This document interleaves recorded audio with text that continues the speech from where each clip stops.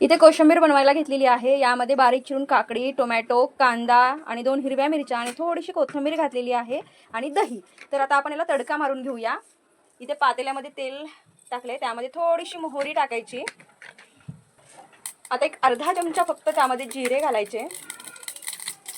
चांगलं तडतडलं की मिरचीचा तडका द्यायचा त्याला मस्त।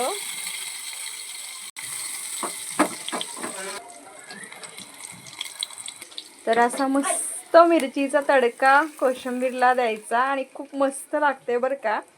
आणि याच्यामध्ये मीठ आता या लेवलला आपल्याला टाकायचं नाही। जेव्हा आपल्याला खायची आहे ना कोशिंबीर, तेव्हाच आपण याच्यामध्ये मीठ टाकायचं, नाहीतर सगळं पाणी पाणी सुटतं या कोशिंबीरला।